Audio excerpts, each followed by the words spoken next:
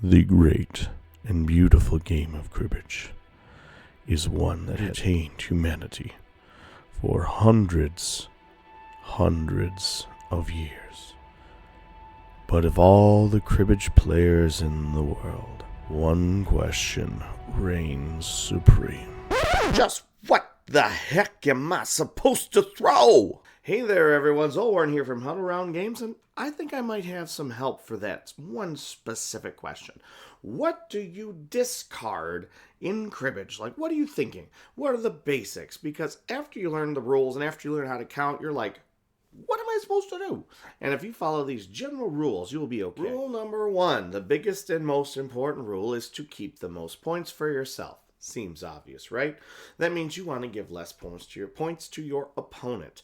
When it is your crib, when you are the dealer, you have to remember to keep the most points for your hand, but also that it adds with your crib. So that might change the way you throw. And by the other token, you want to keep the most points for yourself and don't give any to your opponent. You have to subtract the points that you throw to your opponent. If you throw points to your opponent, which sometimes you might have to consider how to do. Here is an example. This is a hand I had during a game, and I'm here with a setup on Cribbage Pro. If you'd like to play this for yourself and check it out, you can go to the description of this video and click on it, and it'll open up in Cribbage Pro, and you can play this hand too. But here I see a great hand, especially when it's our crib. But it's not our crib this time, so we might have to change how we play. Let's take a look. Let's for a second consider let's pretend that it's our hand. Let's pretend that it's our hand. I know it says opponent's crib. Don't look at that. Just get that out of here. There we go. Okay, so the highest potential hand for ourselves personally would be if we threw the 5 and the queen and we kept the 6, 7, 8, 9, because we have 7, 8 is 15-2. 6, 9 is 15-4, and then a run of 4 is 8 points. 8 points, great. Cool, right? 8 points is the best. If it was our crib, we would then be throwing this queen 5, which is 15 points for 2. So really, what is our hand total? It's going to be 10. 8 in the hand and 2 in the crib. That's if it's our crib, but if it's not our crib, that's a problem. So let's say we threw the queen 5 into our opponent's crib. Sure, we're keeping those 8 points for ourselves, but we're also throwing 2 to them. So 8 minus 2 is 6 points. Not as good as it used to be. Instead, let's take a look at, if it's the opponent's crib, throwing the 9 queen. What do we leave for ourselves? We have the 7, 8, 15, 2, and a run of 4 for 6. Okay. That's what it was before, right? But we're not giving away any points to the opponent. So this is a safer throw. Plus, with that 5 in our hand, we have the potential for any of the 10 cut cards, 10, Jack, Queen, or King, to give us more points. So really, this is the way to go. But hopefully you can kind of start to see how you shift your mindset depending on if you're the dealer or if you're the pawn. If you're the dealer, add the points with your crib, with your discard.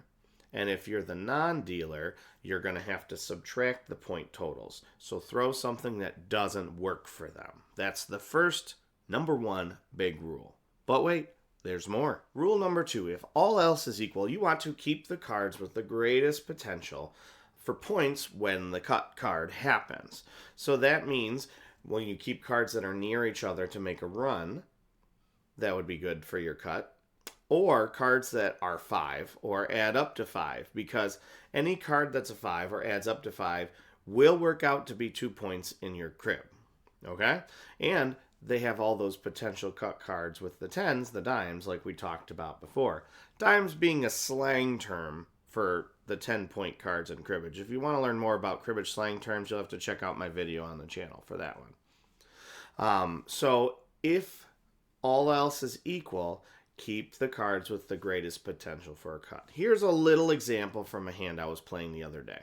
In this example, I have a junky hand. Oh, it's so junky.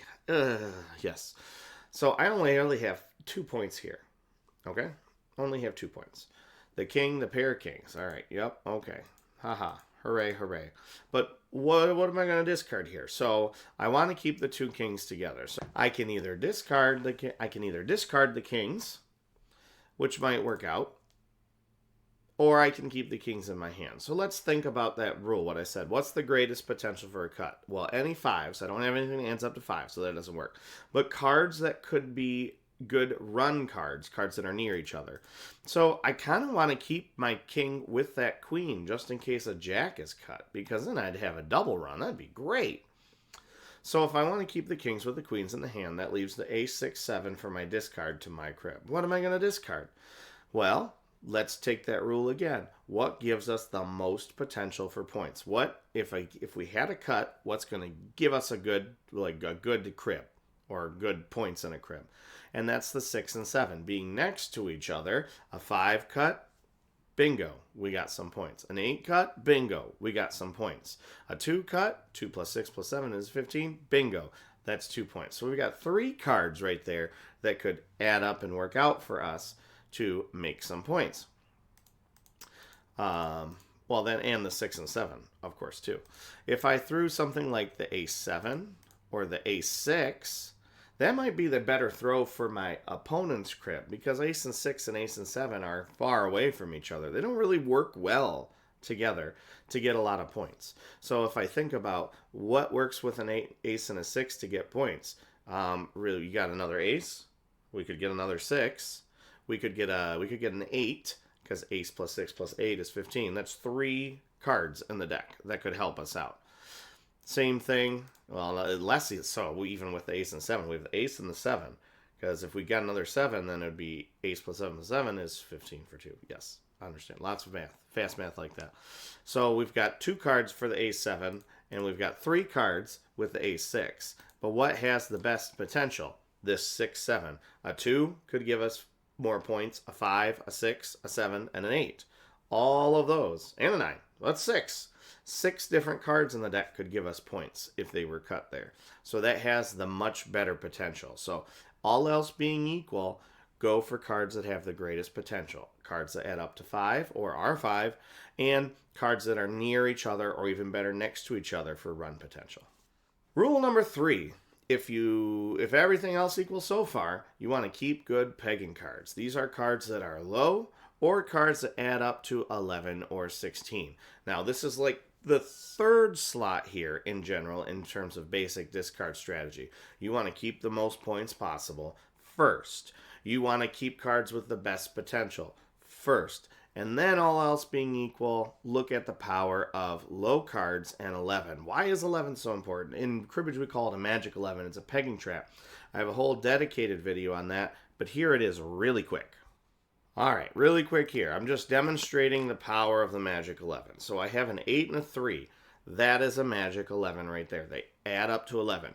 Ace 2, 1 could also be a magic 11, but the ace 3 will work out for us in this scenario. The idea being that a lot of times people have 10 value cards. So if I have 11 in pegging, it'll add up to 31 more often than you would think. It works out quite a bit. So here I'm going to play my 8, the first part of the magic 11. I get no points for that, it's just 18. They're going to play another 10 card in this example. So now I'm set up for success. I'm going to play my 31 for 2 points right there. I make my 31. And that's the power of the magic 11. Those 3 cards adding up to 3. Usually 2, sometimes 3 or 4 that'd be crazy. 3 works okay, pretty okay too, especially when you're the non-dealer.